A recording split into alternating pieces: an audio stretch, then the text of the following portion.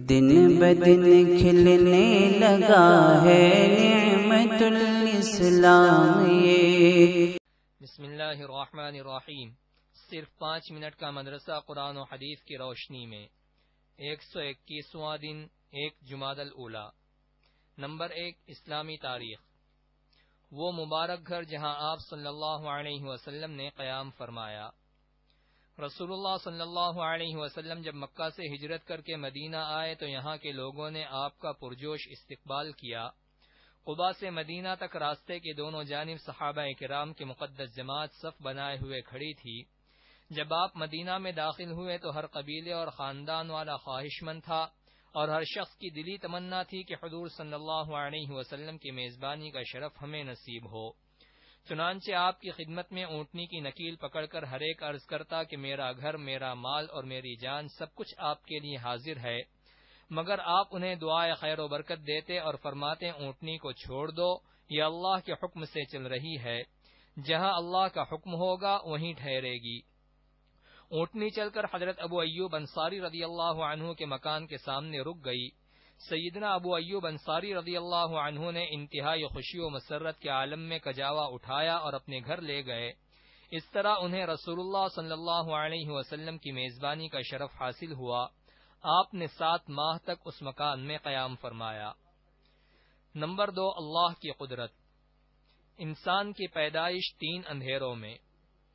کائنات کی سب سے حسین ترین مخلوق انسان، جس کے لیے اللہ تعالی نے اس کارخانہ عالم کو وجود بخشا ہے، اس کی تخلیق اللہ تعالی جہاں کر رہے ہیں وہ جگہ نہ بہت بڑی ہے اور نہ وہاں روشنی کا انتظام ہے، نہ وہاں کوئی کام کرنے والے ہیں، بلکہ اللہ تعالی ایک تنگ جگہ ماں کے پیٹ میں 3 اندھیروں میں اس کی تخلیق کر رہے ہیں۔ جبکہ دنیا میں مینوفیکچرنگ جہاں ہوتی ہے وہاں کئی ایکڑوں پھیلی ہوئی زمین ہوتی ہے، روشنی اور قمقمے لگے ہوتے ہیں اور بے شمار کام کرنے والے ہوتے ہیں، یہاں کچھ بھی نہیں، پھر بھی اللہ تعالی انسان کی پیدائش کر رہا ہے، یہ اللہ کی بڑی زبردست قدرت ہے۔ نمبر 3، ایک فرض کے بارے میں۔ اللہ تعالی سب کو دوبارہ زندہ کرے گا۔ قرآن میں اللہ تعالی فرماتا ہے، اللہ وہ ہے جس نے تم کو پیدا کیا اور وہی تمہیں روزی دیتا ہے، پھر وقت آنے پر وہی تم کو موت دے گا اور پھر تم کو وہی دوبارہ زندہ کرے گا۔ فائدہ: مرنے کے بعد اللہ تعالیٰ دوبارہ زندہ کریں گے، جس کو بعث بعد الموت کہتے ہیں، اس کے حق ہونے پر ایمان لانا فرض ہے۔ نمبر 4، ایک سنت کے بارے میں۔ وضو میں 3 مرتبہ کلی کرنا۔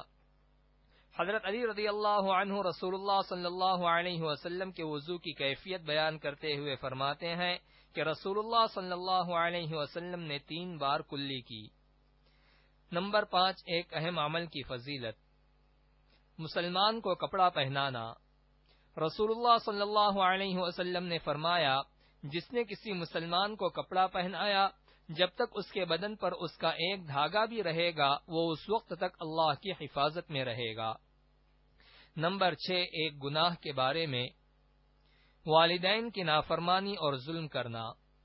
رسول اللہ صلی اللہ علیہ وسلم نے فرمایا، تم ظلم و ستم کرنے سے بچو، کیونکہ ظلم و ستم سزا دوسری سزاؤں کے مقابلے میں سب سے جلدی ملتی ہے، اور والدین کی نافرمانی سے بچو، خدا کی قسم والدین کا نافرمان جنت کی خوشبو بھی نہیں پائے گا، جبکہ جنت کی خوشبو 1000 سال کی دوری سے محسوس ہوتی ہے۔ نمبر 7، دنیا کے بارے میں۔ 2 عادتیں۔ رسول اللہ صلی اللہ علیہ وسلم نے فرمایا، جو شخص دینی معاملے میں اپنے سے بلند شخص کو دیکھ کر اس کی پیروی کرے اور دنیاوی معاملے میں اپنے سے کمتر کو دیکھ کر اللہ تعالیٰ کی عطا کردہ فضیلت پر اس کی تعریف کرے تو اللہ تعالیٰ اس کو ان دونوں عادتوں کی وجہ سے صبر کرنے والا اور شکر کرنے والا لکھ دیتے ہیں، اور جو شخص دینی معاملے میں اپنے سے کمتر کو دیکھے اور دنیاوی معاملے میں اپنے سے اوپر والے کو دیکھ کر افسوس کرے تو اللہ تعالیٰ اس کو صابر و شاکر نہیں لکھتے ہیں۔ نمبر 8، آخرت کے بارے میں۔ جنتی کا دل پاک و صاف ہوگا۔ قرآن میں اللہ تعالیٰ فرماتا ہے، ہم ان اہل جنت کے دلوں سے رنجش و کدورت کو باہر نکال دیں گے اور ان کے نیچے نہریں بہہ رہی ہوں گی، اور وہ کہیں گے اللہ کا شکر ہے جس نے ہم کو اس مقام تک پہنچایا، اور اگر اللہ ہم کو نہ پہنچاتا تو ہماری کبھی یہاں تک رسائی نہ ہوتی۔ نمبر 9، طب نبوی سے علاج کرنے والوں کے لیے اہم ہدایت۔ رسول اللہ صلی اللہ علیہ وسلم نے فرمایا، اگر کسی نے بغیر علم اور تجربے کے علاج کیا تو قیامت کے دن اس کے بارے میں پوچھا جائے گا۔ فائدہ، مطلب یہ ہے کہ اگر حکیم یا ڈاکٹر کی ناتجربہ کاری اور اناڑی پن کی وجہ سے مریض کو تکلیف پہنچی ہے یا وہ مر جاتا ہے تو ایسے حکیم اور ڈاکٹر کی قیامت کے دن گرفت ہوگی۔ نمبر 10، قرآن کی نصیحت۔